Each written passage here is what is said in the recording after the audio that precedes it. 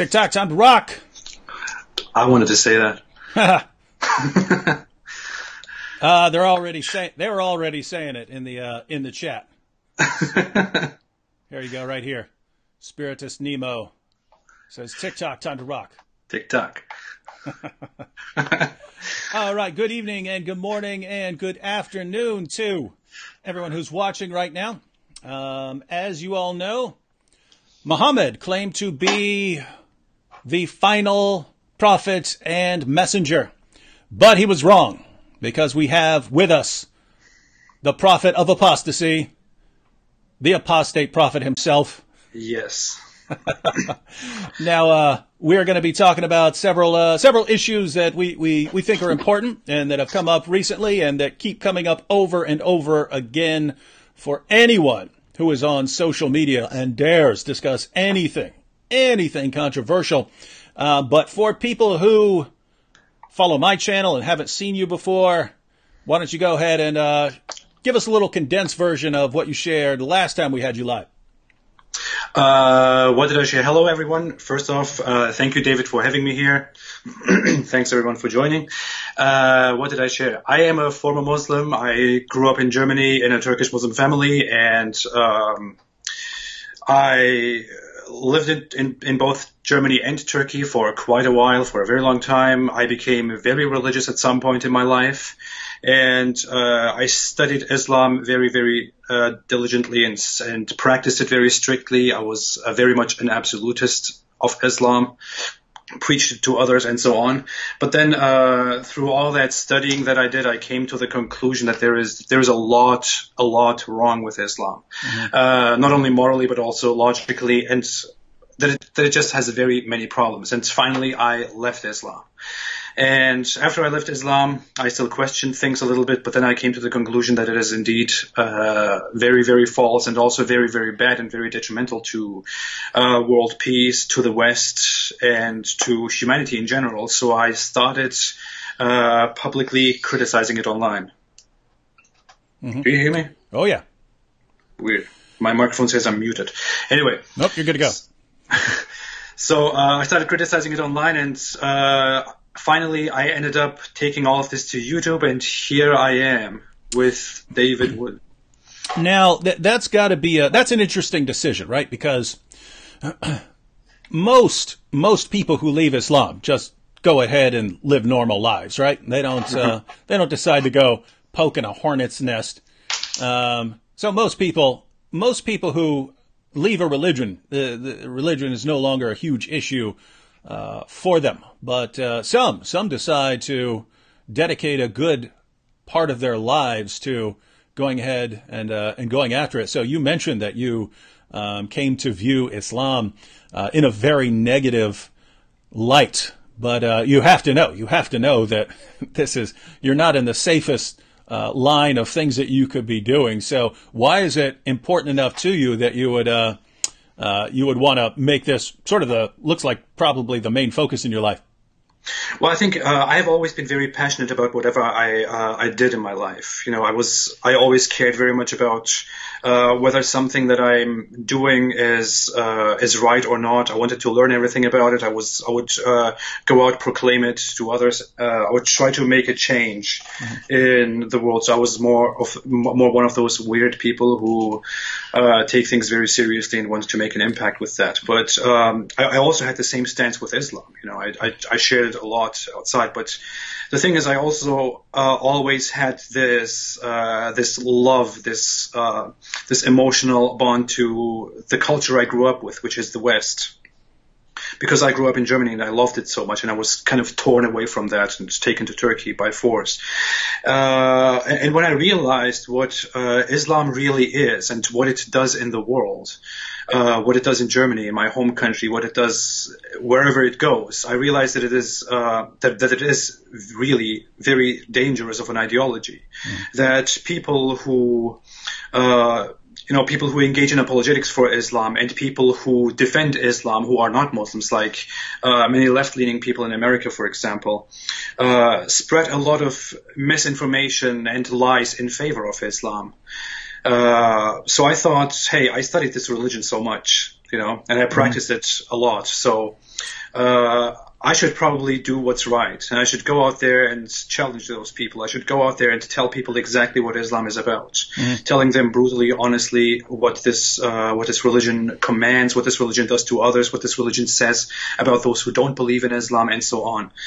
I know there is this thing that if you commit apostasy alone, you already deserve to be killed according to Islam. And if you go on and on top of that criticize Islam and intellectually attack it, then you are on so many lists, that could possibly get you and kill you. But I thought it's crazy, but it's worth it. Yeah, you're on multiple death lists, just so everyone knows. And it's interesting that you brought up that. You just have a certain kind of personality where you had a certain kind of personality when you were a Muslim, and you have a certain kind of personality now. And that's something I brought up in the past where I think I mentioned it. I talked about it a lot in a short video called the Jihad Triangle, which was a response to the question, the objection, well, if Islam is really violent, if Islam really promotes jihad, why do we see so many peaceful Muslims? And so in that video, I pointed out that jihad isn't really a product of one feature. It's not just a product of here's what Islam commands, therefore that's what you get.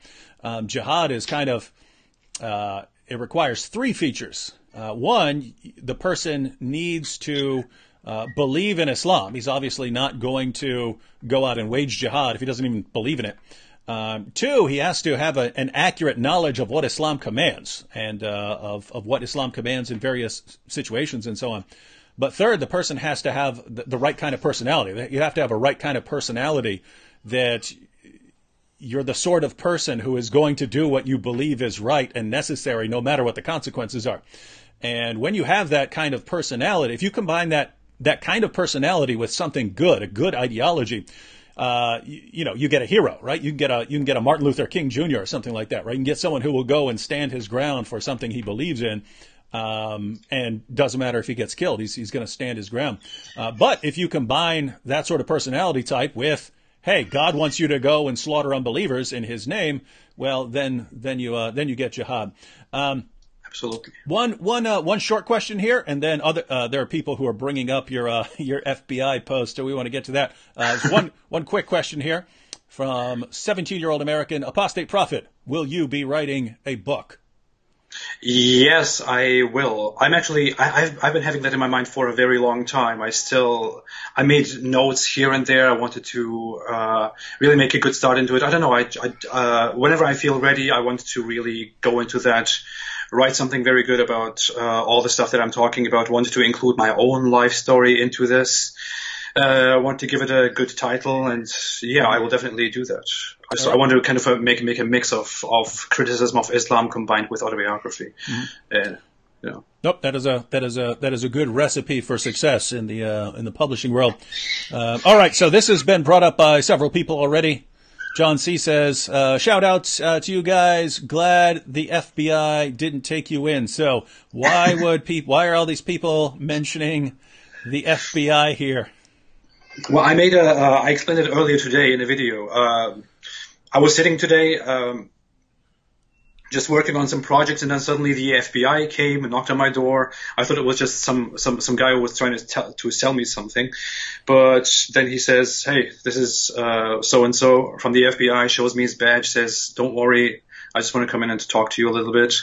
So he sat down and talked to me and said that they received a report back in October from an anonymous caller that I was apparently a dangerous person, and I was involved in, I don't know, earlier in my life I was part of a communist terrorist organization and this and that. And I was like, as soon as I heard it, I started... Oh, that's true, right? I started chuckling, and I was like, okay, I know what you mean, But I know also exactly who that was. Yeah. So I interrupted him and said, I know that person is not really anonymous. I know exactly who called because they told me earlier that they called the FBI. There was actually a person who is also here on YouTube, but who is doing very horribly, who is an American convert to Islam, an Islamic apologist who chooses to attack ex-Muslims and critics of Islam as part of most of his work. Mm-hmm. And he apparently took things completely out of context that I said before. I said, for example, in our chat together that I was part of a youth organization, a legal youth organization that supported an urban guerrilla organization. Of course, he completely took that out of context and said that I was actively a part of a terrorist organization, which is a huge difference. Mm-hmm. So that's what happened. I then went on and said, yeah, I know who this guy is. And the FBI agent was also very, very, very smart and nice about that. He said he checked out my work online. He saw my videos. He saw some interviews and this and that. And he saw also that lots of people made videos about me who disagree with me.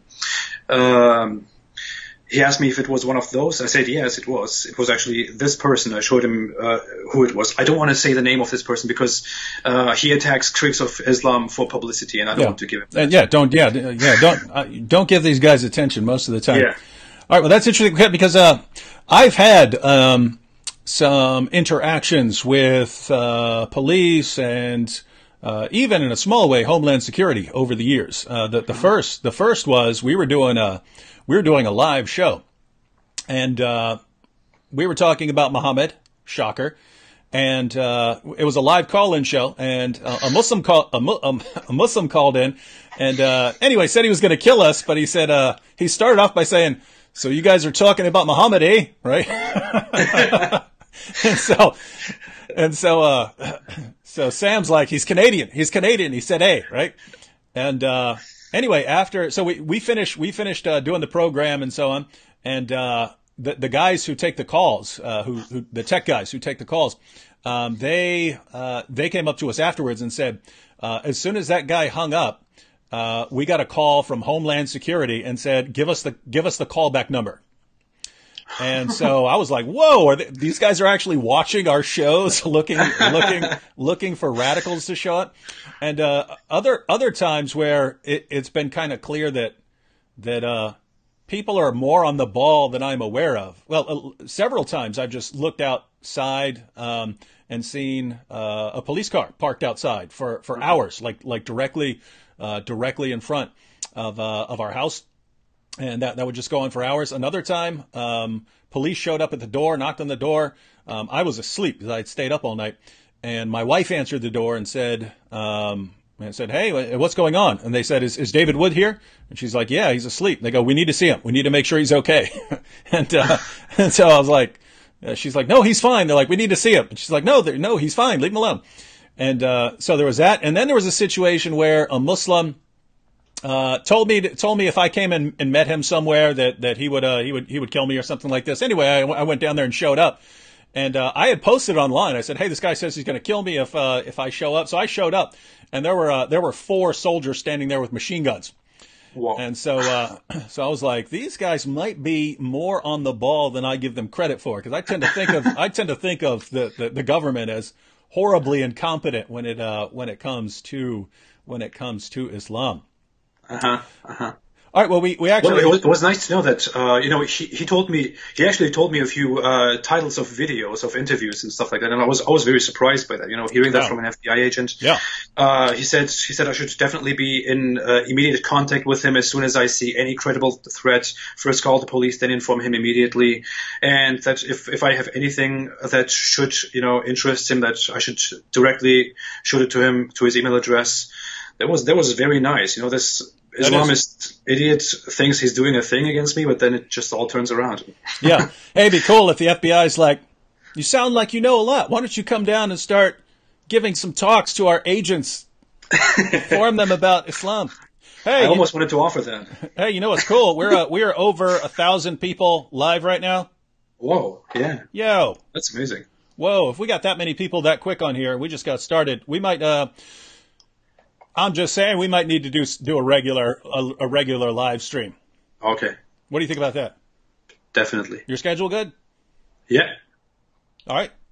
We'll set up like a weekly 8:00 live stream. Guys, let us know if you'd like to see that. I would be totally good with that. Yeah. Okay. Well, yeah, that's good. And we can pick different topics, show video clips, answer object. You know what I've always wanted to do? I've wanted to. Because we both make videos throughout the week, And then after I always make a video, I'll always get either some serious objections or, some dumb objections, someone who clearly didn't understand the point. But, a live stream would be a good time to sort of, post comments that people who didn't understand a video that you made earlier in the week say, okay, I got this objection. Let me go ahead and respond to it here. And that way people who raise objections to the videos actually know, hey, there's a time where these guys will actually respond to, any objections or criticism. So we can do all sorts of, cool stuff like that. That would be amazing. I didn't even have the idea, but that's great. Yeah. Mm-hmm. All right, guys. So let us know if you want to see that, and we will make it happen. All right, but smash that like button. Yeah, everyone, smash that like button. It helps. Smash it. We got 400 likes. Smash the like button. Let's see how high it can go. That's actually pretty good. You got 1,000 people, and 400 people have already smashed the like button. Yeah. Don't you say wage jihad on the like button or something like that? I heard. Is that you who says that? I said that before. Yeah. Mutilate that like button, people. Go ISIS on that like button. Go Al Qaeda. All right, now, what should we actually do? Because we have a topic. We wanted to discuss the deplatforming, deplatforming and so on, the Twitter deplatforming. But we have a lot of good questions over here. Maybe we'll discuss the deplatforming issue now, and then since looks like we just agreed that we're going to start going live more, we'll maybe we'll take more questions in future live streams. But the deplatforming issue is a massive, massive issue, everyone. In fact, I find lots of people who don't think it's all that important. Oh, you got canceled from, you got suspended from Facebook or something. What's the big deal there? Guys, it's actually a huge issue when whether it's Facebook or Twitter or YouTube or Patreon. It is a massive, massive issue as far as I'm concerned, because it's not, hey, I lost this account or that. I could do something else, right? I could do something else with my time. It's the idea behind it, right? It's what's going on behind the scenes. So, why don't you give us your thoughts on why this is a really important issue, and then we'll go and we'll focus on you in specific here. Well, I tried to kind of make that clear in my first video where I announced that I have been banned from Twitter. I mean, the thing is, it's a huge platform. It's like the biggest platform for everyone to discuss politics, to discuss social issues and everything else. Presidents, all kinds of important people, celebrities, all of them have accounts there. People are talking all kinds of conversations on this platform. And so that is basically the street outside combined, made much bigger, and turned into a giant platform on the internet. But now the leaders of that platform suddenly want to tell us that if we have specific opinions about specific things, like opposing Islam, like saying that Islam is not a good religion, to say it very mildly, that we cannot be part of this community anymore. We cannot be part of this big, huge society anymore that is also trying to replace societies outside.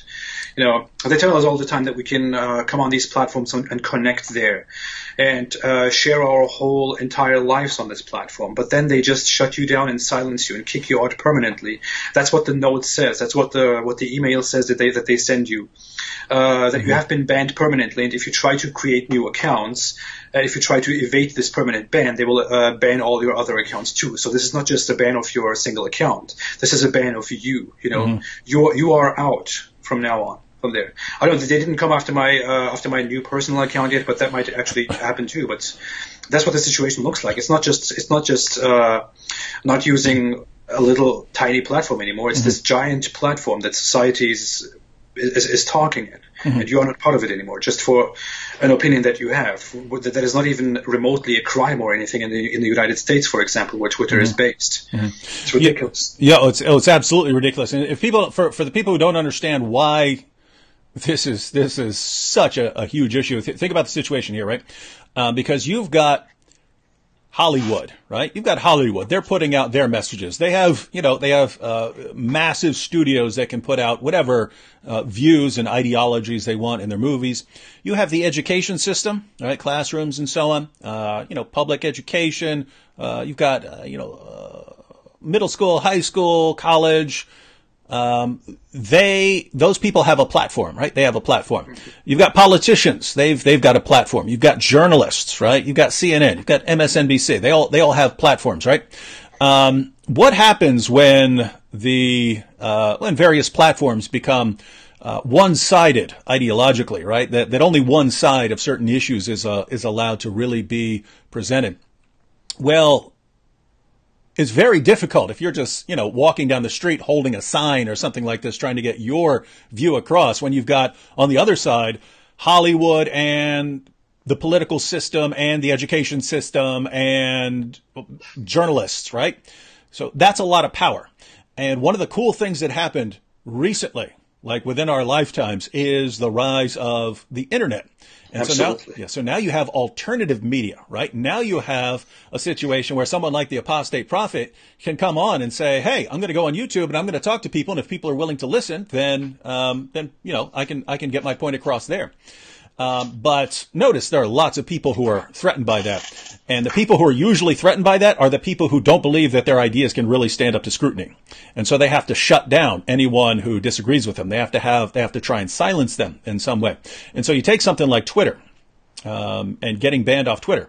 It's kind of in the grand scheme of things, getting banned off Twitter is kind of a small issue, It's not the biggest thing in the world. But when you think about the reasons behind it, that Twitter is now saying, hey, you criticized Islam and we can't allow that on that platform.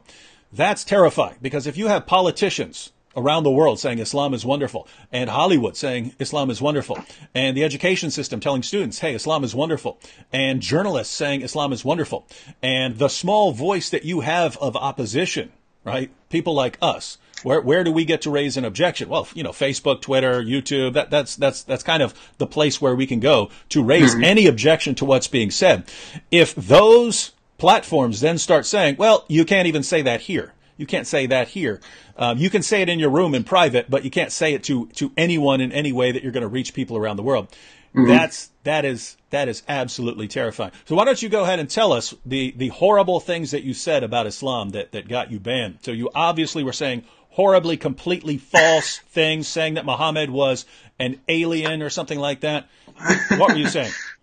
Well, I said basically, I don't know if I have to put it up here again, but I don't know if you can put the tweet on the screen maybe.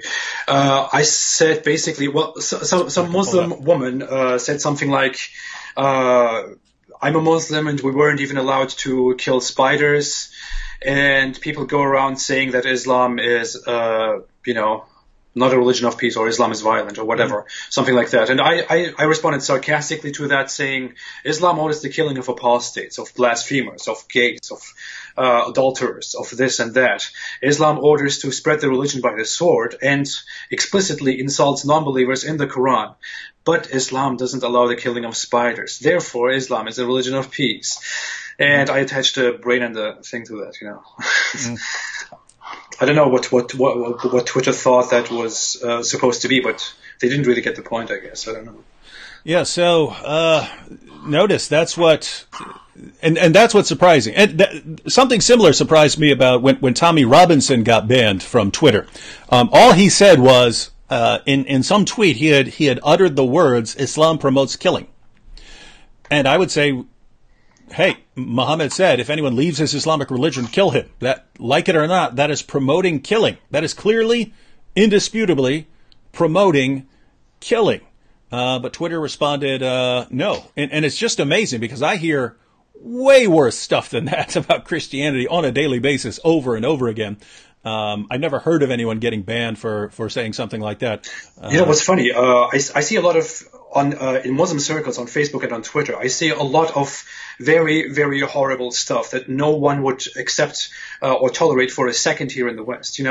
Posts about Jews, for example, is very, very common. Posts about Israel, for example. A fire breaks out in Israel, and they say, "Oh, let us pray for more fire. Let us pray that it kills them all. Shall they all burn for what they're doing?" Or the Jews are the evil, or this and that. There's a lot of crazy stuff going on about Jews. There's a lot of crazy stuff going about about Christians in America. When you report those things, mostly nothing even happens. I don't know if I still have that, but I had a collection of things that I reported in the past and that they told me were not a violation of their guidelines. And there were lots of such things among them. But I am banned for simply pointing out that Islam orders these things. Mm-hmm. I'm not even saying something bad. I'm just saying, hey, Islam says that. I'm just pointing that out, and I'm being banned. Well, no, that's and you know, this goes back to I said this in my video, and you brought it up earlier as far as you being under multiple death sentences. That's kind of the worst part, right? Is that you are indisputably under multiple death sentences. And so should someone who's under a death sentence, according to an ideology that is growing due to birth rates, should a person be allowed to at least speak out in his own defense and say, hey guys, don't believe in this ideology that calls for my death. I don't want people believing in this thing, because if enough people do believe in it, I'm going to get my head chopped off. Can I speak out against it? And Jack Dorsey says, no, you need to keep your mouth shut until it grows so large that you get your head chopped off. And I, as the CEO of Twitter, am going to do everything I can to make sure that you, Mr. Death Sentence guy, the guy who's about to get killed by this ideology, are never allowed to criticize this ideology, because we don't want anyone getting their feelings hurt if you speak out about the ideology that is going to get you killed. That is disgusting. Why do you think is that, David? Why do you think we arrived here? I really think that lots of people are better at complaining than us, right? I mean, I was raised that you don't complain, right? You don't. I mean, there are certain situations where you'd want to complain, right? But you don't whine. There are people who have it a lot worse than you do in the world. So, don't cry if you don't have this or that or aren't getting your way. I remember my mom. I would say something when I was 5 or 6, and she would start singing that Rolling Stones song, "You Can't Always Get What You Want." She's automatically, I would say, Mom, I want a lollipop. You can't always get what you want. And the guys in my family just stop whining, stop whining about anything. So it was just taken for granted. And you get down to our age, and people are just professional tantrum throwing whiners. And the people who are screaming the loudest are tending to get their way. And by the way, people have, you haven't been over here very long. I don't know if you have the same situation in Germany, but people have discussed here in America how we kind of ended up with, I don't know if we want to call them a generation of narcissists or crybabies or whatever, but it happened back in the 80s and so on, that people thought, in order to help people develop more self-esteem, we need to stop just, giving trophies to the kids who win. Everyone needs to get a trophy. It doesn't matter what you do, right? And so they kept doing that. And this is going to be really good for people's self-esteem if everyone's getting a trophy. Not this kid who's the fastest in class and things. That's not fair for just him to get a trophy. Everyone has to get one, even if you sit around doing nothing. And they thought this was really going to help, but the problem is and there's something that sounds good, right? You don't want your kid left out and not getting a trophy, and some other kid getting a trophy, right? You don't want just first, second, third place, and then fourth place gets nothing. You don't want that. So they started giving trophies to everyone, and hey, let's not show favoritism here. They didn't find out until later it was absolutely disastrous. They actually did studies in college and so on, where professors would work the grading system differently to award everyone equally, or do this or do that. It has a disastrous impact on people. It's self-explanatory. It shouldn't be a big mystery. Yeah.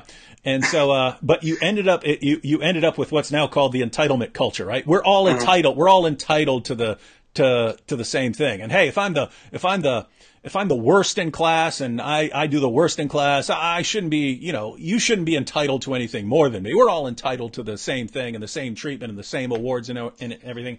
And you end up with a bunch of people who think they're entitled to everything. And well, those people go out and get on Twitter, and now anytime anything doesn't go their way, they throw these crybaby tantrums. and they scream so loudly. It's like a kid. It's like a kid, right? It's like a kid throwing himself on the floor in a Walmart because mom wouldn't buy him something. He's flipping out. Whereas in that situation, a mother might, just to shut him up, might do, okay, I'll do what you want. I'll get you the candy that you want or something like that. Whereas someone else who the mom says, no, you don't get that, honey. And he says, okay. And he just sits there. Well, he doesn't get anything. The screaming crybaby has a better chance of getting something. And so I don't know. That's my theory. You got any theories about what's going on?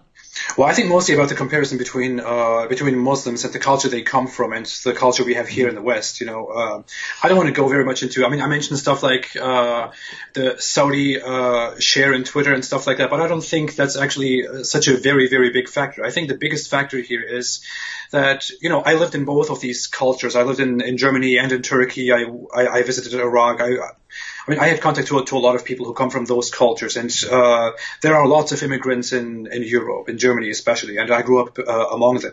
And you see a very, very big difference in mentality, especially in things like jokes and sarcasm and mockery, in making fun of things, making fun of each other, or talking very leniently about cultures and beliefs, about your own beliefs, and so on.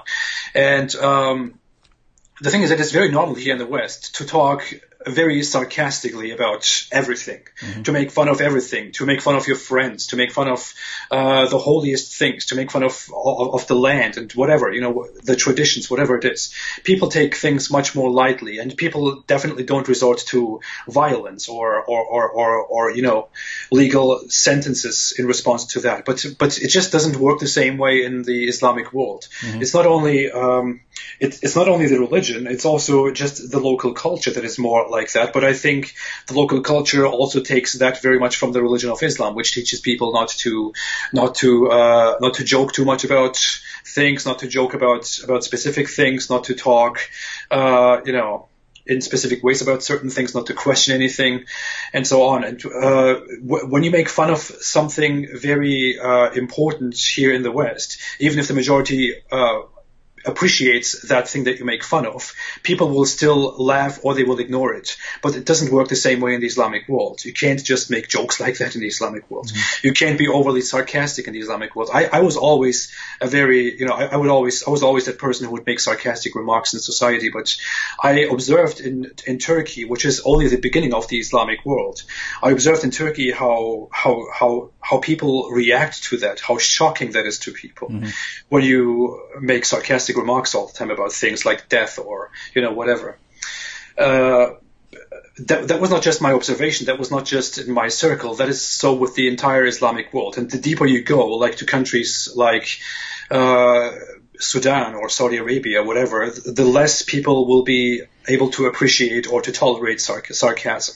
And when those people now come into the Western world, or when those people start using these platforms like Twitter and Facebook and share the same platform that we are on, they will also be the loudest ones in complaining about sarcasm and complaining about criticism, about jokes and this and that. That is why so many people make fun of Christianity and make fun of Judaism and criticize all these religions, but people don't cry enough. But when people do the same thing about Islam, the Muslim community goes crazy in complaining about it and crying about it and abusing the report buttons to such extents, in making protests about it and burning things down. And companies like Twitter and Facebook just have to, I guess, react to these things in a way, because they care about the publicity and the money. They care about being able to run their platform in those countries. They want to work together with the government of Pakistan, which is a horrible thing to do. If you want to be an American platform and you want to abide by the laws of Pakistan, there is really no chance to any reasonable discussion on these platforms at all. And this sadly happens. And go ahead and share a little bit about that, because I've seen you and Ensaf Haidar, who's you've both gotten messages from Twitter saying, "Hey, you need to keep in mind that your tweet does not conform to the laws of Pakistan." Right? Yeah, I got that. I received that one day saying that the government of Pakistan apparently complained about several tweets that I made. They even listed all those tweets and said that these tweets go against the laws of Pakistan. and that Twitter will take no action about this, but I should be informed about this. And if this was a mistake, please inform us. And I was like, how is this a mistake? Yeah. How is this not a mistake? I'm in America, and they inform me about breaking some Pakistani laws. Yeah, I'm willing to lay this down as a rule. If you're tweeting and you are not violating the laws of Pakistan, you're not really tweeting, right? I mean, how are any of us in the West not tweeting something that violates the laws of Pakistan? I mean, you have to. You just what could you possibly be talking about that is of so little importance that it's not violating the laws of Pakistan? And I mentioned that because I get the same things but from YouTube, right?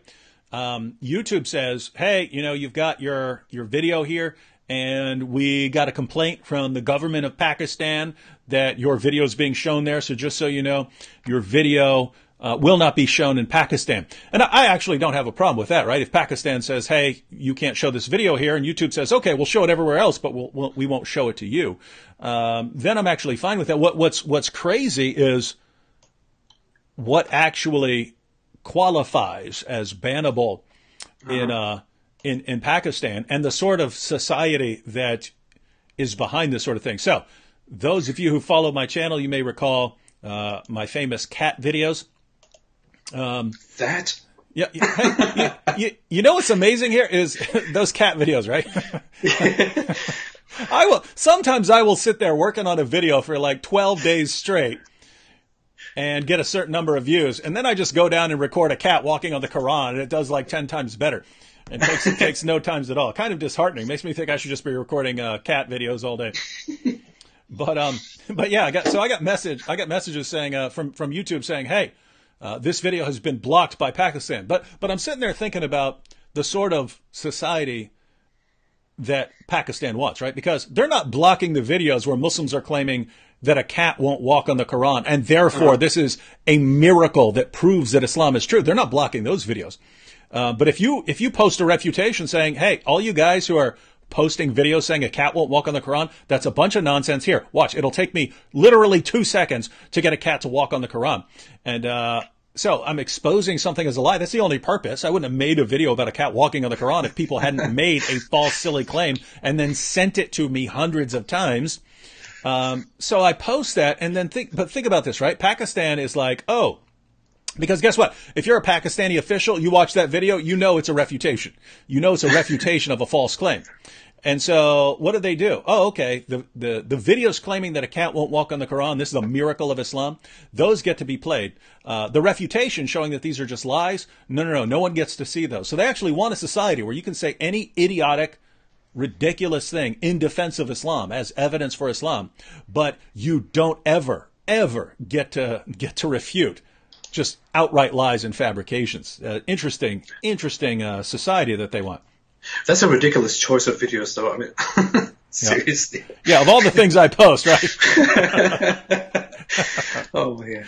All right, he's got all these videos going through the character of Muhammad and everything else, and the problems with the Quran, and the problems with the Hadith, and all these problems. Don't show the cat videos. We can't have people thinking that a cat will walk on the Quran. It's ridiculous. I'm just checking my my emails to see what kinds of videos have been blocked in Pakistan. I see one video that I made about dogs, why Islam is against dogs. A video I made about Zakir Naik, for example. Yeah. Now, we should probably raise the issue. What do we do? What should be the strategy here? As far now I know what the strategy is for Islam and things like that. But as far as social media, because you have sort of two camps, two schools of thought, right? One school of thought says once the social media platform does something bad or something like this, then you leave it, right? You leave it and go to an alternative, like Minds or something like that. You go to one of these alternatives. Or Patreon or something like this. You move to an alternative, right? Or you have another camp that says you basically stay within the system and continue to use the system. And I'd actually be interested in hearing from people in the chat. I might pull up some comments along these. So guys, just to and we'll get the I think I have an idea of what your position is going to be. But so keep in mind, Twitter does nasty stuff. What should the reaction be? Should it be we cancel our Twitter accounts and we go somewhere else? If YouTube does certain things, what do? Do you cancel your YouTube channel or your YouTube subscription? Patreon, right? People did that, right? Jordan Peterson, Dave Rubin, Sam Harris, these guys basically said, hey, based on the way you treated Sargon of Akkad, I don't want to be on your platform anymore. And they left, and you have to respect that, because they were getting some huge payouts each month. They had a lot of people supporting them on that platform. So that's a rough decision. But so guys, you have two different ways you can go. You can say, hey, when a platform starts doing nasty things, you leave the platform and hope that they learn their lesson over time. Or you have the position that, no, you continue using the platform, but as you use the platform, you can also expose the platform.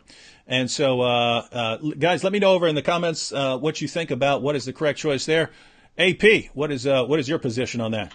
Well, I'm really curious about that too. I'm actually very conflicted about that. I mean, I don't know. I have been thinking before about moving to different platforms. People say that a lot, but the thing is, what is really there? I mean, what's an alternative platform that actually works well? You know, there have been some platforms proposed by people, platforms that claim to be completely neutral and for free speech. There are some platforms out there that are working quite well too, but the problem that I see with such platforms, with such alternative platforms that are going around, is that many of them try to take a side. You know, they try to be politically active themselves. Mm-hmm. Like there's this one platform that I don't want to. There is Gab, for example. Mm-hmm. Gab is a very nice platform, but it is.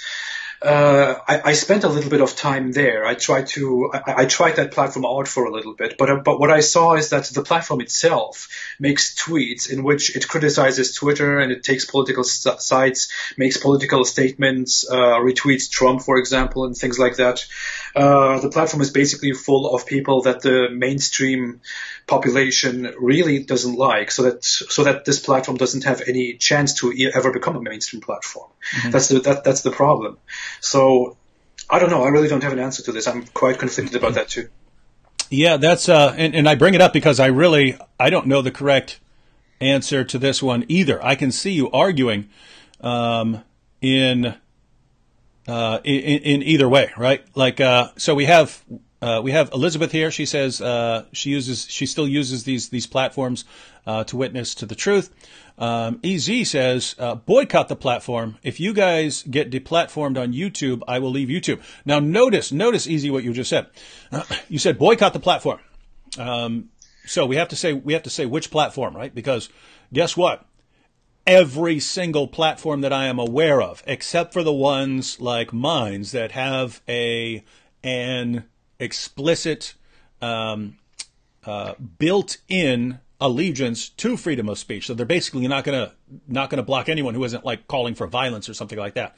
But as AP just pointed out, that you don't get nearly, you can't be nearly as influential on these platforms as you can on something like YouTube or Twitter or Facebook. So this is the dilemma. One, you don't want to keep on supporting platforms and helping platforms get bigger when they are ideologically driven and biased.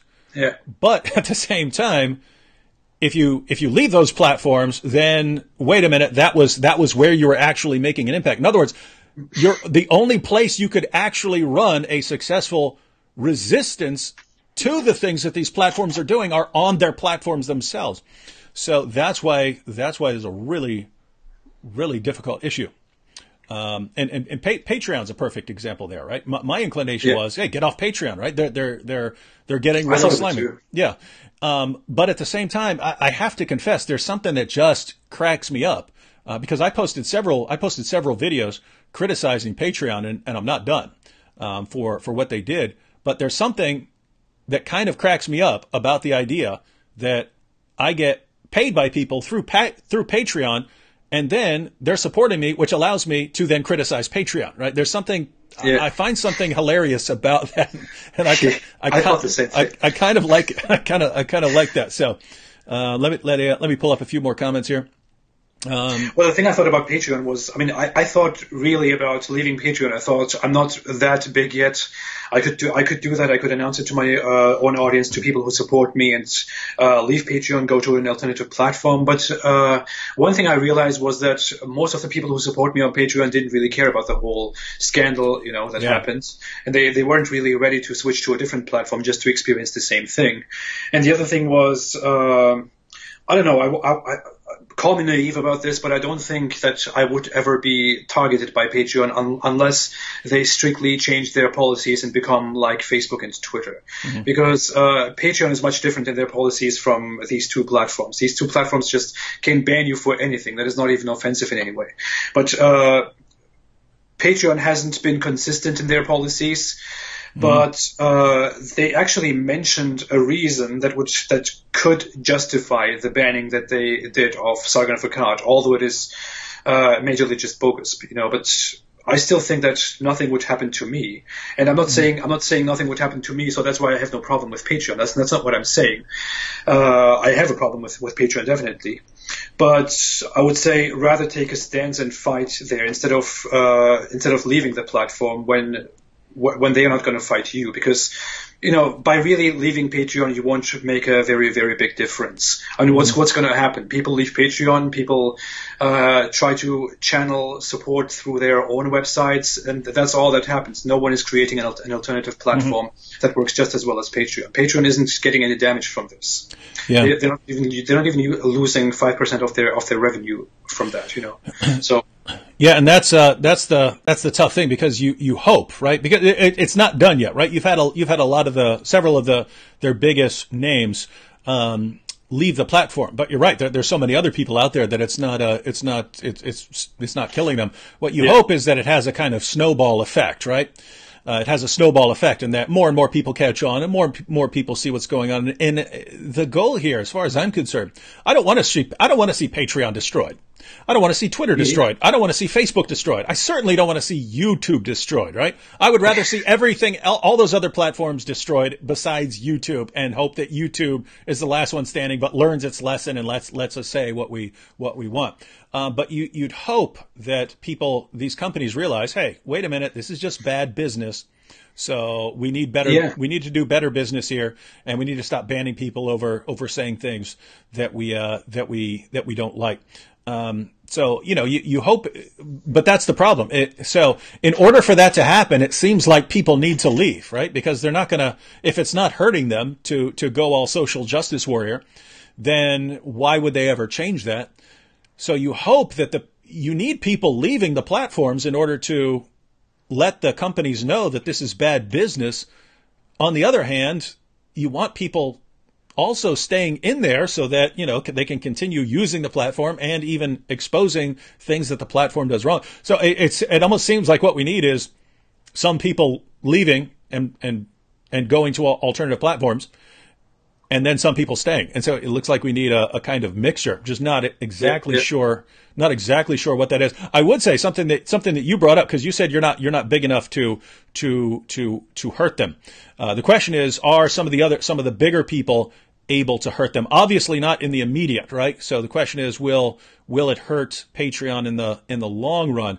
But that seems like a criterion of someone who should be leaving a platform. Are you big enough to actually hurt them? If you are big enough to hurt them, and you can hurt a platform that is doing something that's messed up, and I don't mean to take the platform down. Nothing that we could do is going to bring the platform to its knees.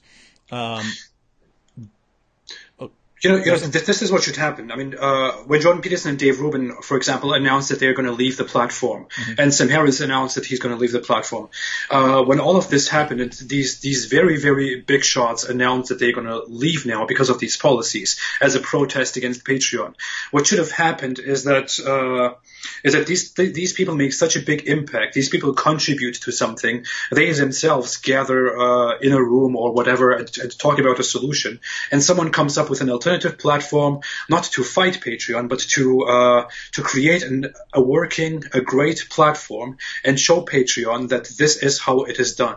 But that didn't happen. We didn't have enough people who cared about this. We didn't have people who were actually able to set up such a platform or to fund such a platform. What happened instead is that Jordan Peterson and Dave Rubin, 1 month after the scandal happened, left the platform, and by then it didn't even matter anymore. No one ever came up with an alternative. And now we're just sitting here watching Jordan Peterson and Dave Rubin leave, and that's all we see. They left the platform. That's all there is to. Yeah, no solution. And again, I'm hoping that this does have a kind of snowball effect, because I mean, think about this, right? These guys had a lot of people, and it's not just these guys leaving the platform. Yeah. It's people saying, because I'm like you in the sense that you mentioned that most of your supporters on Patreon didn't care about that issue. So that's similar. Whereas, Sargon and Jordan Peterson and Dave Rubin, they have a lot of the same people. So when it hit Sargon and a bunch of people say, well, we're no longer going to pay people through Patreon, that hit Dave Rubin and Jordan Peterson hard, because they have a lot of overlap. And so they just realized, wait, this is not sustainable. If they're going to keep doing this, can you imagine how much it sucks to go out and say, you're telling people every video, hey, support me on Patreon, support me on Patreon, support me on Patreon. And, your patrons go up and up and up and up and up. And then Patreon bans someone, and then all the work that you did for the last 6 months is destroyed. Yeah. And so, you look at that and say, hey, this is not really sustainable here. But, it's not like it crippled Patreon or something like that. But again, hoping that because a lot of people were leaving, that this does eventually snowball into, again, not Patreon being destroyed, but Patreon saying, okay, it's just a bad business model to be ideologically driven and upsetting and offending people over things that are really none of our business. So yeah, absolutely. All right. Well, it looks like the closest we have to a solution here is basically what we've been doing so far, right? You got some people do need to leave, especially some big names, depending on what platform we're talking about, and some people need to stay and continue working within those systems. Because guys, keep in mind, if every time one of these platforms did something that sucks and screwed one of us over, we left it, none of us would be on any of these platforms.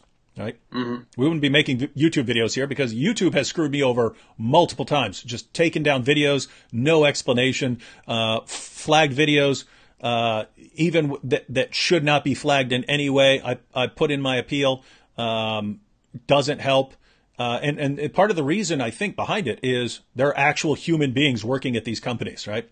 Mm-hmm. And even if the company has good policies, there are human beings working at these companies who get to push buttons, who get to push block buttons and flag buttons, who don't necessarily adhere to these policies. And so they can get away with, in other words, guys, when someone flags one of my videos and says, this is hate speech or something like this, it goes to YouTube.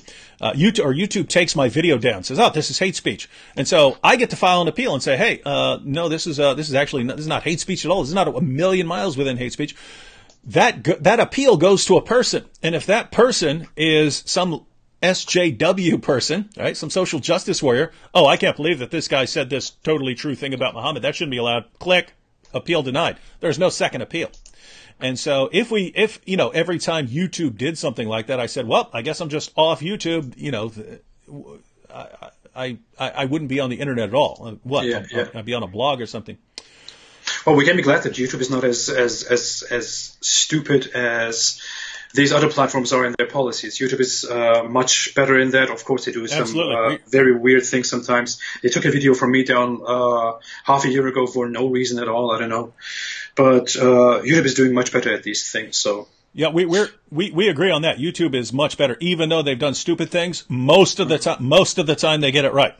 Yeah. Mm-hmm. Well, the thing is, I mean, if I was on Patreon, if I was very big on Patreon, and if most of my audience left that platform because someone else who is also interesting to my audience was kicked off Patreon, I would have probably done the same thing. I would have probably left Patreon.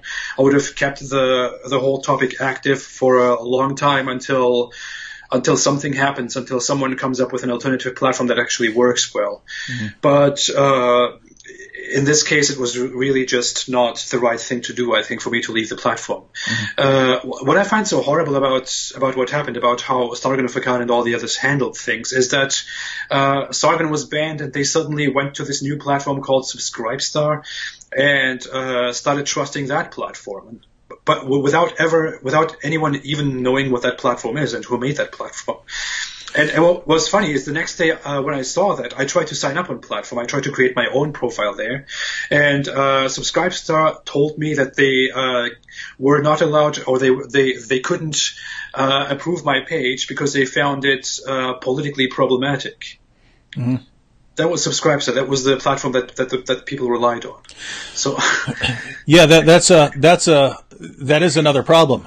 Is that and this goes back to what you mentioned about YouTube.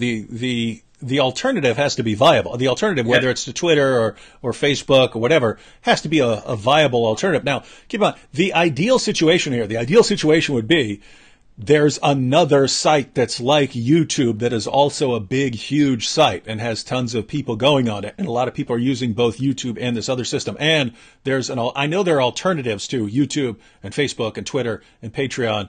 But basically what we would need, and we hope that people are out there building, and this is where, because Jordan Peterson and Dave Rubin said they're going to build, and I understand that is more difficult than they initially anticipated.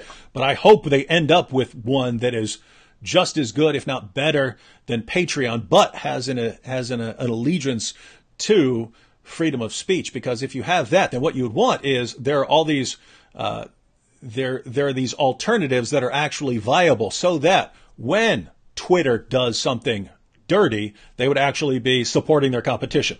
And that is extremely bad business, right? Like Patreon, right? If every time Patreon does something stupid and decides to put their ideology into their business model, and they just strengthen their competition, their competitor, they're going to realize very quickly, hey, every time we ban someone, we send 50,000 customers over to this alternative platform. We can't keep doing that. Same thing with Twitter. That would be perfect. Yeah. But the point, we're not there yet, right? Yeah. Yeah. So that is, are you on Instagram? I just saw someone mention Instagram in the comment section. No, I don't even know what Instagram is. It's horrible. Someone mentioned that it's a very great platform after Twitter and Facebook, but that David Wood should create an Instagram account.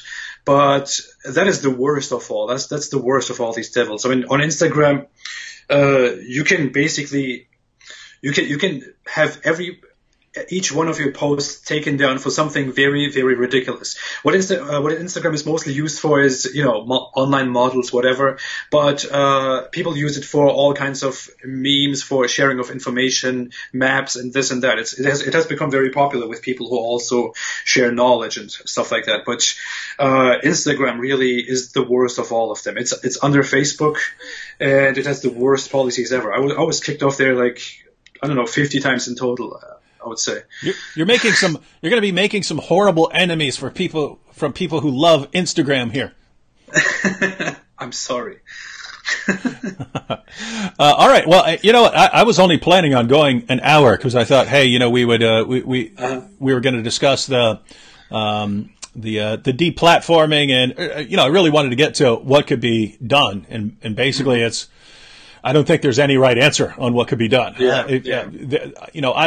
Even though, as we mentioned, most of the people who support us on Patreon aren't really interested in the other thing, right? It's like with me, it's people who are interested in like Christian apologetics and dealing with Islam, and with you, it's people who are mainly interested in dealing with Islam. So they don't necessarily care a whole lot about if Patreon is going political or something like that. Yeah. So really wanted to get to what's the solution to that, and it's basically, with that said, I did lose, I don't know how many, I lost quite a few.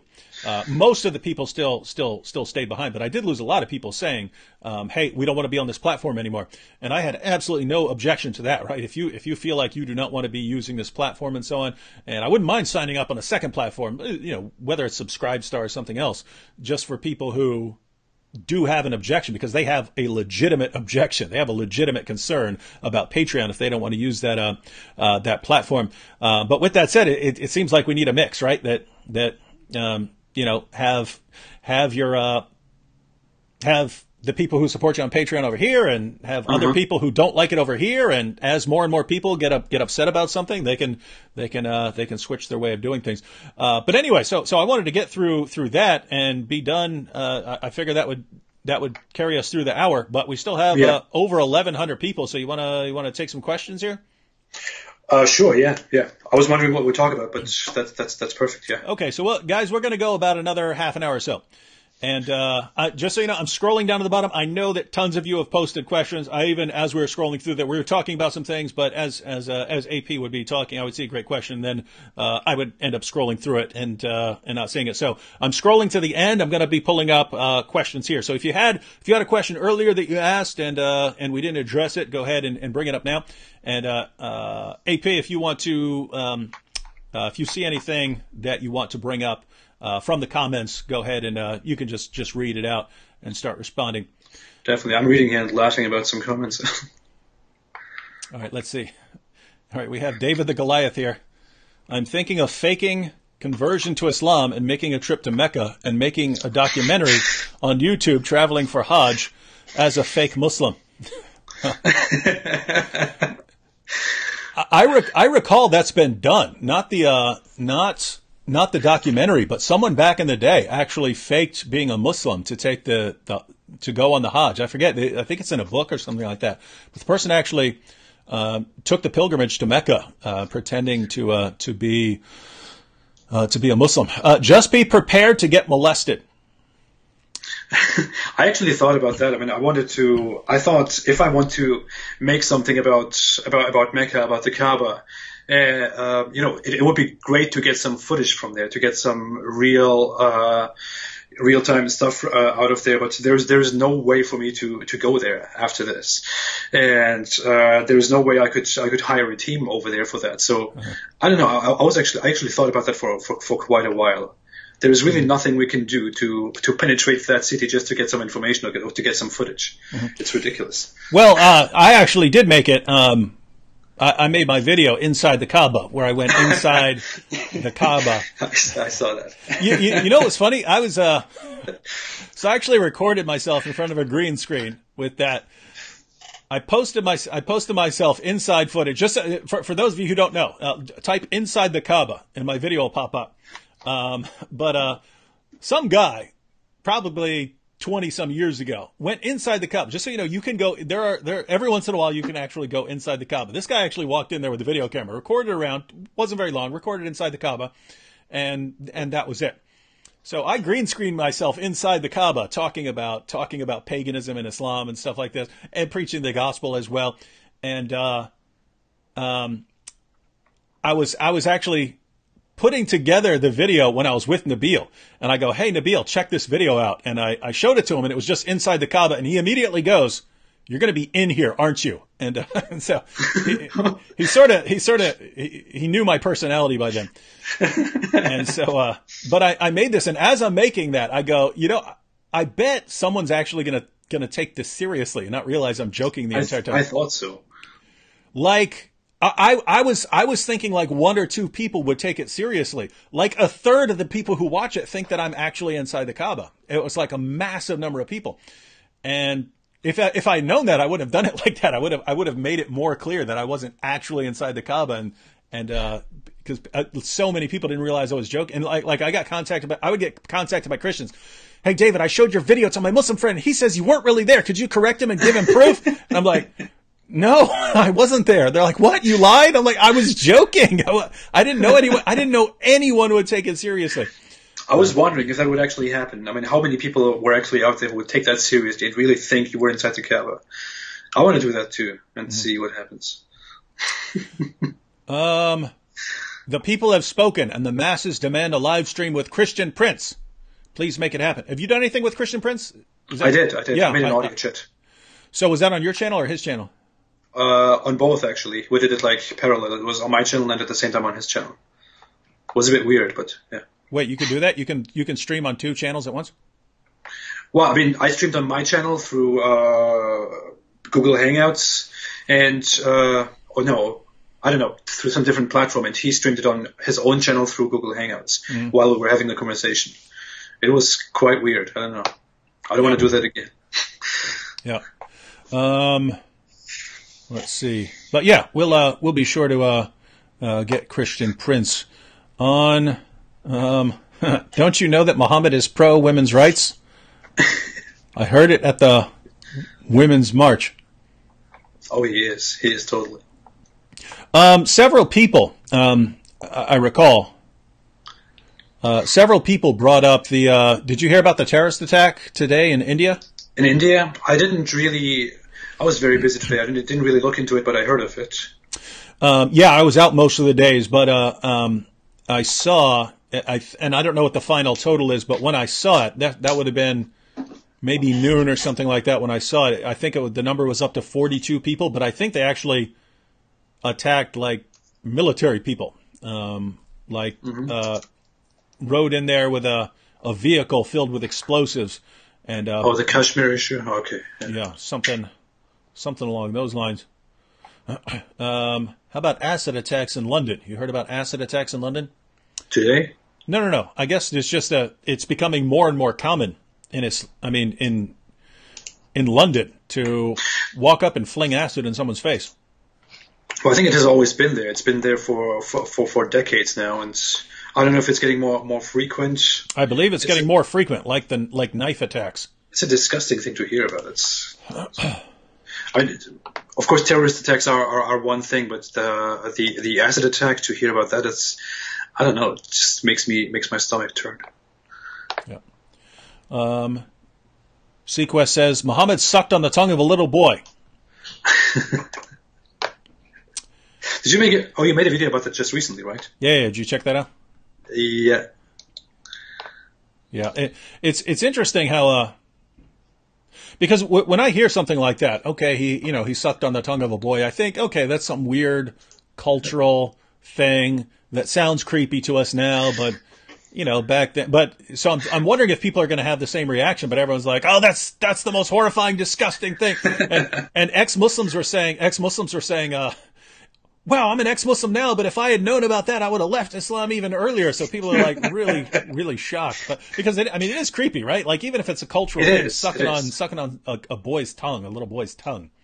I mean, I understand that it was a cultural thing, that people apparently did that to little children to, because it was very hot out there to, whatever that causes. But still thinking about it, and I think in one of those hadiths it's also mentioned, someone says that because Muhammad did that, that is something great, that is something holy that happens to the child because Muhammad did that to the child. That's yeah, that is just ridiculous. Yeah, it's pretty. Go somewhere along the lines of with drinking Muhammad's urine and considering it a blessing, or putting Muhammad's spit on your face and considering that a blessing. That's that's one of those things. Muhammad, the prophet of miraculous saliva. All right, here's one for you. Can the apostate prophet give me his view on the satanic verses? Not the book, but the historical account. Okay. Have you made a video on that yet, or? No, I didn't. Okay. I took a lot of time to get into that. I still don't think I'm gonna make that very soon. I might do that actually after a few weeks. I don't know. I mean, it's a very controversial issue, though. It's a very controversial issue among Islamic scholars. Always has been. It's controversial, definitely among between Islamic scholars and critics of Islam, because the discussion is still about how reliable the whole narration is, or how false it is, how much taken out of context it is. I don't know. I would leave it to you. Mm-hmm. Yeah, guys, and here's if you look at me in like my early debates, I always made a huge issue out of the satanic verses, and I would actually go around saying with a big binder saying, "Hey, I have 37 Muslim sources talking about the satanic verses," and then I sort of drew back a little bit with talking about the satanic verses, and the reason was this guy Shahab Ahmed he's a Harvard and Princeton scholar of early Islamic history. The guy spoke like 15 languages, right? Tons of insane language ability. But the reason I pulled back a little was he announced that he was going to publish this book, The Satanic Verses in Early Islam. And I kind of didn't want there to be an issue. The material that I was quoting on the Satanic Verses was from him. So when people would challenge me on it, I would say, oh, well, Shahab Ahmed is the one who put out these 37 sources on the Satanic Verses. I didn't want to keep saying that, and then he then find out that he wasn't going to publish the book because he's getting death threats or something like that. So I made it less of an issue. Unfortunately, he died a few years back, but this was published posthumously. He published it after he died. But he was, by the time he died, he was up to 50 sources on the Satanic Verses. And I had mentioned in a previous live stream, I'm actually thinking about doing a series here, maybe in another month or two, called 60 Days of the Satanic Verses, where thinking I might post a short video, 50 of those, and then like 10 more as far as introductions and conclusions. But just for 50 of those days, just go one source a day. Read the source. Any sort of, commentary on why that, because the stories are very different as Muslims tried to water the story down as time went on. They try to come up with different versions of the story. And you have the story in multiple sources. And so just go through kind of one source per day for 50 days, because those will be nice, easy videos. Now the problem is what's called serialized content doesn't do extremely well on YouTube. In other words, when you're like part 49 of a video, the statistics have shown, massive series don't tend to do well, because if a person didn't see the first 48 videos and you're on part 49, they don't like to just jump in there, and they think they'll never catch up. Doesn't even go well with two-part series sometimes, so I don't know. Yeah. But I am thinking about it, because I would like to have just one long playlist of, here are 50 sources on the Satanic Verses on your screen. Stop pretending that you don't have these in Islam, and then some conclusions that could be drawn from those sources. Well, that's one of those things that I always, what I do when I want to make a video about a specific topic is, no matter if I learned about that before, if I read about it before, whatever it is, I pick out some sources, from both sides that I want to sit down and read through again about the whole issue. Read them through, make up my mind, summarize things, and then sit down and make a video about that. I think that's the best way to make it factually correct, to not miss out anything. But the Satanic Verses is a really complicated issue, and that's one of those things, together with the topic Taqiyya, for example, is one of those things that I've put aside and kept there forever, and never know when I will get back to that, to read through all the complicated stuff about scholarly opinions, about what critics say, about what critics inside Islam say, and so on. Yeah. But I might sometime get back to that. Yeah, the real issue, because I read back in the day, Shahab Ahmed's doctoral dissertation. He did his doctoral dissertation on the Satanic Verses and the historicity of the Satanic Verses, and he basically went through 37 Muslim sources, and then had discussed the view in Islam, and basically it's you find some slight mentions in the main hadith collections, but they've been so sanitized that you can't even tell what it's about. So it was the Sirah scholars. It was the Sirah scholars who were recording basically the main accounts of the Satanic Verses, and the Tafsir guys as well had mentioned a variety of these sources. But what happened in Islam is Shahab Ahmed's position was that basically for the first couple centuries of Islam, you had two different methodologies going on, right? You had your Sirah scholars, and they had their own methodology for how you narrate history. And then you had the Hadith scholars who were coming along later with their own methodology of, you need the Isnad method, and and they had their own criteria. And what happened about 2 centuries into Islam was the Hadith scholars consolidated power and convinced the Muslim community that there is no other methodology for learning history other than Hadith methodology, which is Hadith criticism, one of the silliest methods ever. But, this ancient culture, they're doing the best they could. So basically what happened was the Hadith for the first couple of centuries, there were multiple ways of doing history in Islam. Eventually, the hadith method became the only method in town. And what Which is ridiculous. Yeah. And what happened simultaneously was in the early Muslim community, there's a doctrine about God protecting the prophets, right? It's called, I think, Ismat al-Anbiya, right? It's the idea that Allah is going to protect prophets from error, right? And what Shahab argues is that in early Islam, the doctrine of God's protection of the prophets was that he's going to protect them from persisting in error, right? He's not going to allow them to continue in error. A prophet might make a huge mistake, but God is going to call him out and correct him for that. But about 2 centuries into Islam, that the doctrine changed to where God is going to protect them from any sort of major error. And so it'll never happen. And so that's why his book is called Before Orthodoxy, right? That ultimately became Orthodox Islam. He points out, so as long as you have the early Islamic view where God's going to protect prophets from persisting in error, well, the satanic verses isn't going to go against your theology, because you say, okay, well, that is what happened in the satanic verses. Muhammad made a huge mistake. Satan tricked him, but God called him out through Gabriel, fixed the problem. So it doesn't affect his prophethood. After the theology changed to where God is not going to allow prophets to commit any sort of major error, now you have to revise your history. And so he's saying that, combined with the hadith scholars taking over, is why Muslims, basically after about 2 centuries, started rejecting the story. Even though he says in the early centuries, it was taken as a given. It's a very funny thing that you bring up. I mean, the story of how hadith became this big authority within Islam, because for centuries, as you say, before that even happened, before that became an official thing, before that became the majority, the authority of Islam, that wasn't the case. People didn't rely on all these hadith that today make up the fundamentals of Islam together with the Quran, to such extent that many hadiths are even considered equal to the Quran, or at least secondary to the Quran. Before that, I mean, it was just a group that advocated this view, and this view is today what basically defines Islam.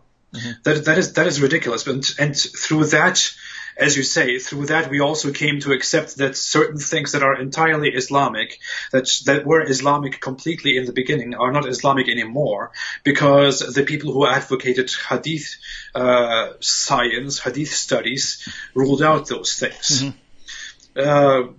The whole hadith issue is also the reason we have these fundamentalists today in our time, like the people who make fatwa sites like Islam QA, or people who lead Saudi Arabia, for example, or people who who run the most prestigious universities in the Islamic world on Islamic studies. It is really ridiculous. And someone should point that out to a Muslim, or even to the most knowledgeable Muslims, that what is Islam today was basically defined and determined by people who lived long after Muhammad, who were only a movement at that time. Yeah. Before that, Islam wasn't what it is today. I didn't even have the whole knowledge about that when I was a Muslim myself. I don't know if I had learned all of that when I was a Muslim myself, because you deliberately don't go into those things when you are a Muslim and you receive Islamic studies. You deliberately don't go into the whole conflicts about the whole matter. If I had known all of that when I was a Muslim, I would have had much more bigger, major issues with my Islamic faith, because I would have found out eventually that my Islamic faith relies basically on what some scholars, some movements, some protesters decided Islam to be 200 years after Muhammad died, or 300 years or 400 years. Yeah, and it is interesting when Muslims think that their confidence rests in Allah and His Messenger. How much their confidence actually rests on decisions that were made long after the time of Muhammad. I actually have a great question for you here. I wish he wouldn't have put his email up here, because even if people are confident posting their emails and stuff, if it's someone who's thinking about leaving Islam or an apostate, I usually don't like posting their info here. So Sid, if you end up with any problems, delete that. If you end up with any problems and people start harassing you, just delete that account. But Sid Ryan here says, guys, help me. Almost an ex-Muslim now. But as usual, that Passover is making things difficult with family and all. Do email me, please.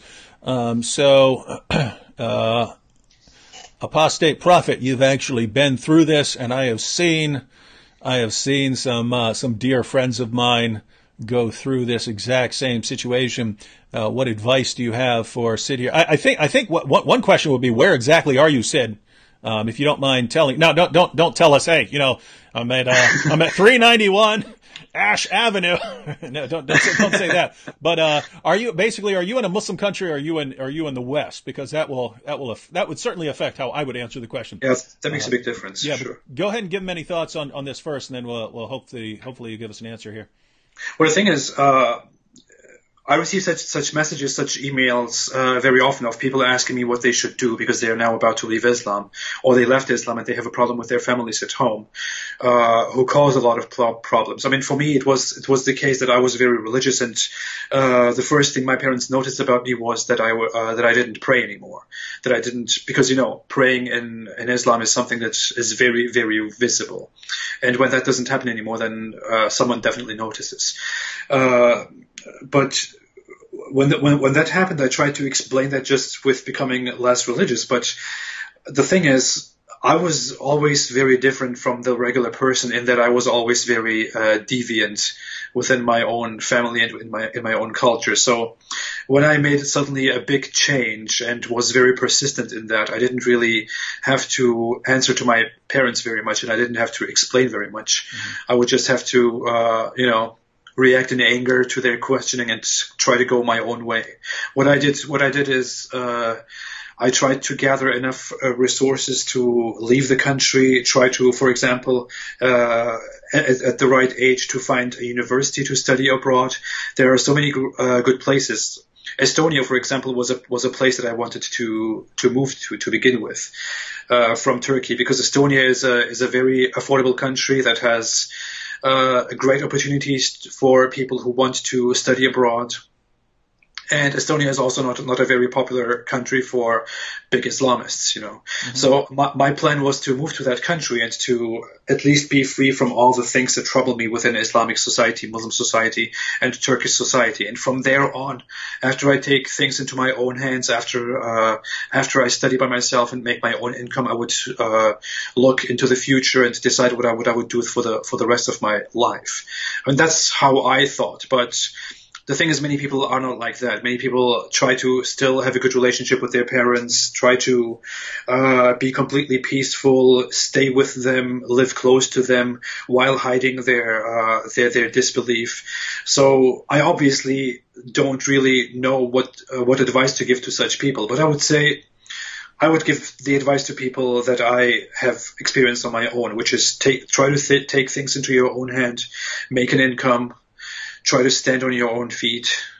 And even if your family becomes very, very rejecting, very angry, and even aggressive or brutal, if you put yourself into a safe space for yourself, they will eventually have to accept that. And if your family is really a family that would cause problems, that would put your life in danger because of your apostasy or because of your skepticism and cynicism, then you should forget cultural boundaries, and you should have every right to go far away from that place, from your family, and build your own life, because they are not more important than you are to yourself. Mm-hmm. Yeah, so absolutely. Make sure you're safe. That's why my questions normally when I get a message online about someone who, hey, what do I do here? I'm leaving Islam, or I've left Islam. Who do I tell? What do I do? Usually two introductory questions. One, where are you? And two, how old are you? How old are you, right? Yeah. Are you 15 or 14 or something like this? Because that's going to be a different answer from if you're 29 or something like that. I think in Islam it even matters what gender you are. That should be that would be another question. Are you a woman? Because I mean I've heard from people. Matter of fact, I just posted a video about a Somali woman who left Islam, became a Christian, and was gang raped. And I've heard more horrifying stories than that from people who are actually here in the West now, and they don't want people to know them. It's stuff that I'd like to put their story online. They don't want it out there. But there's one woman.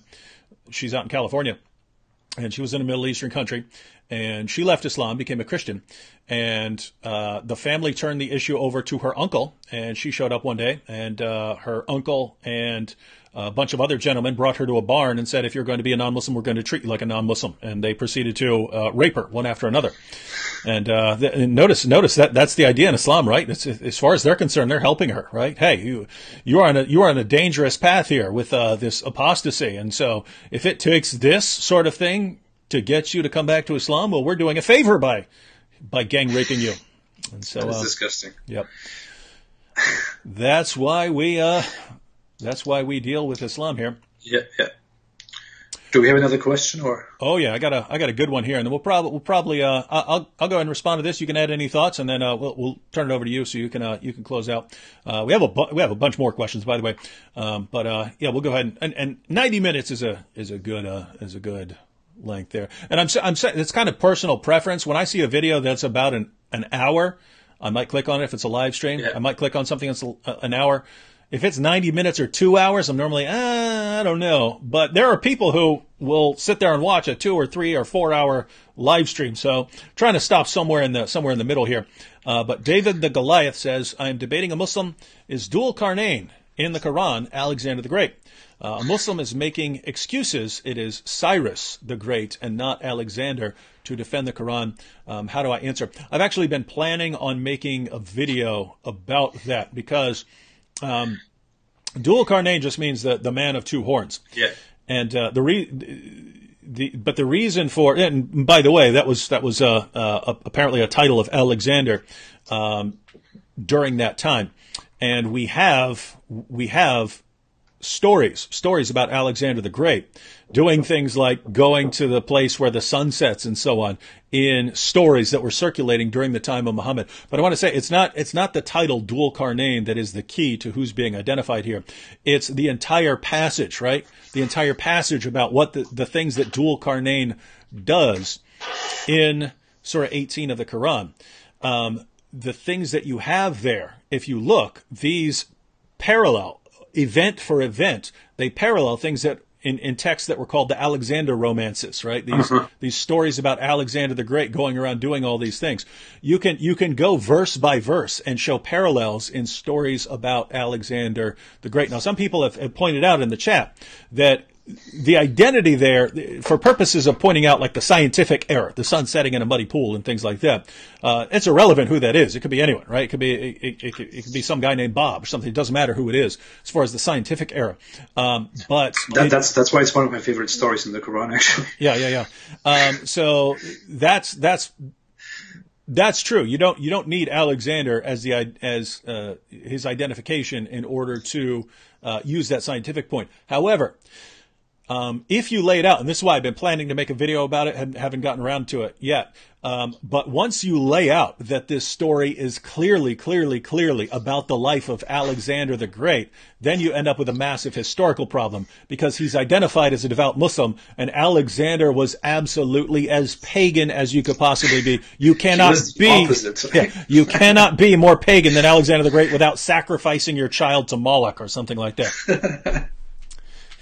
That's a really interesting thing. I mean, I get the question a lot as well, and I see that that many Muslim scholars even today debate this issue and try to speculate who that is. And it really looks like, as you say, that it refers in a way to Alexander the Great. Apparently, someone asked Muhammad this question, and Muhammad didn't really have very much to say about it. And he got some information from someone who knew just as little as him, or someone told him the story, and he completely turned it around and turned this guy into an Islamic hero, a hero that totally conforms with the morality of Islam. But now in our time that we have so many more sources about Alexander the Great, it's just very, very weird to think that the Quran praises and calls Alexander the Great, a person of Allah, of Islam, because if you're a bit interested in history, you don't even have to be a very big history geek. If you have watched or seen anything about Alexander the Great, that is absolutely ridiculous to claim that Alexander the Great was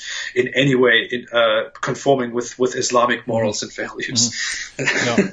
But it should be another hint to see why Islam is so much nonsense. Yeah. So anyway, the idea is if someone did want to make the case, which I will at some point, I will actually pull out the Alexander romances, go verse by verse, showing that it's him. Now you have a scientific and a historical problem all rolled into one, and that's just one of the cool things we get to do in our lifetimes, right? That we get to go through the Muslim sources and point out these problems. All right, so he says David Wood here, but this one could go towards either one of us. I'll let you answer this one. What if Muhammad returned and started sucking on boys' tongues and having sex with little girls? How do you think Muslims would react? I would think most of the Muslims would abandon Islam. I would say, maybe not most, but maybe half of the Muslim world would completely abandon Islam.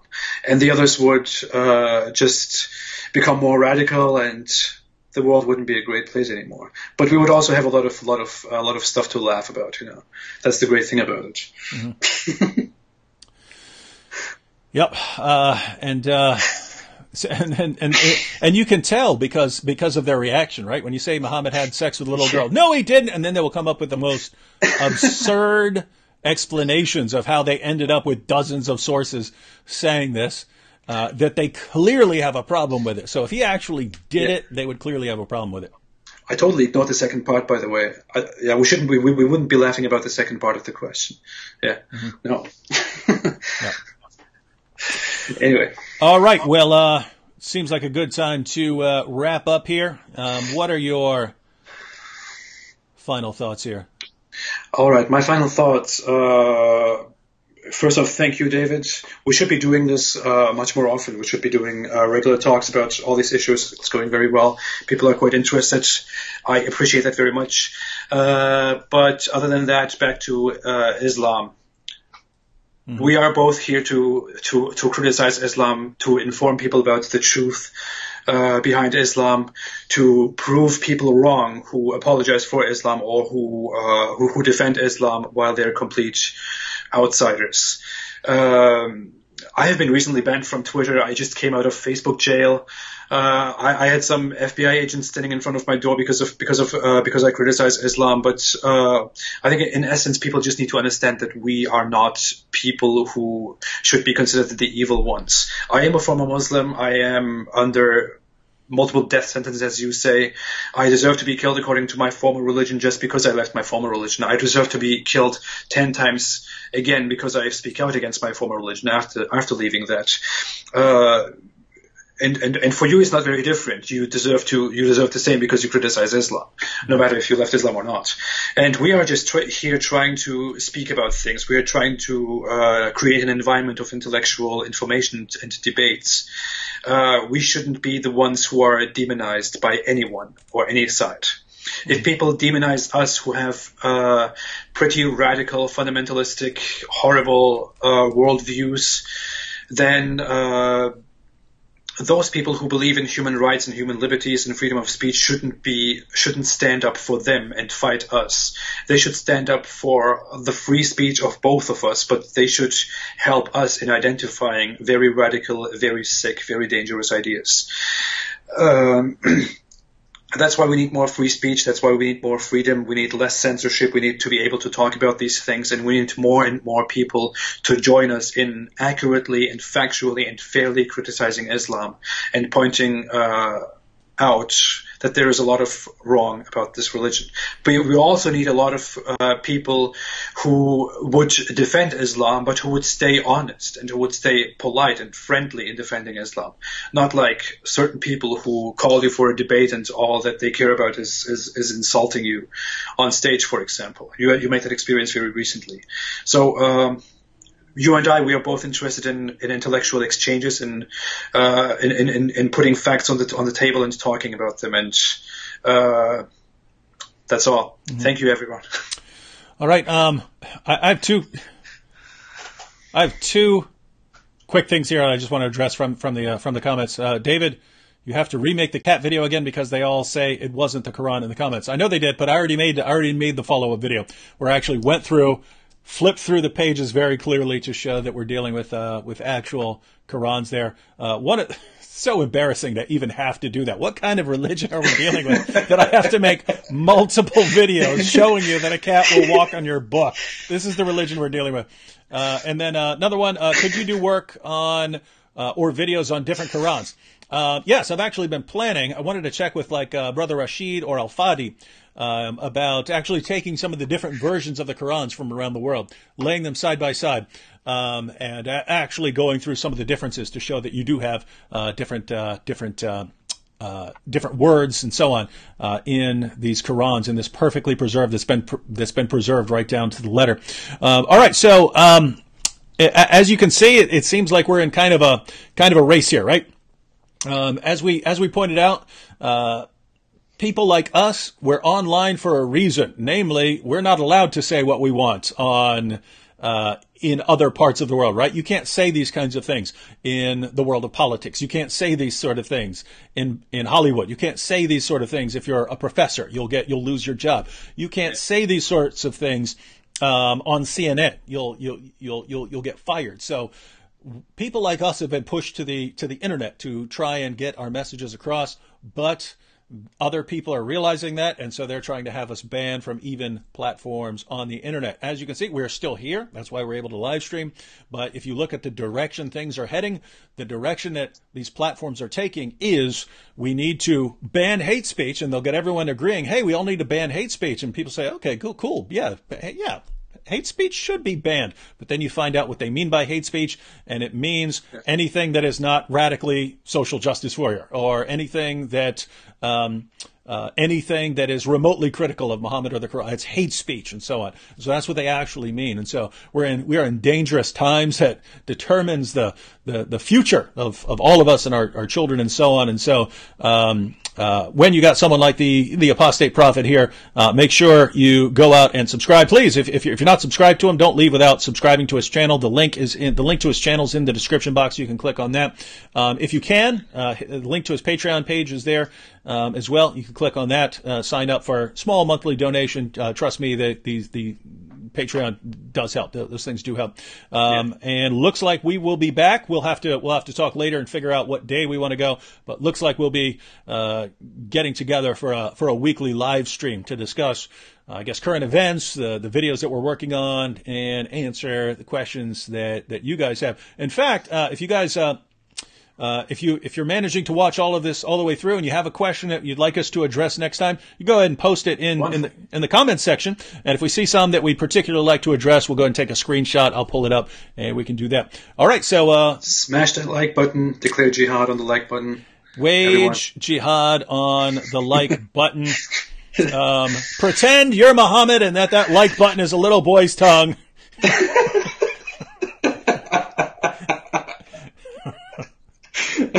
I think I'll end with that. All right, guys. See you all next time. Perfect. See you guys. Thank you.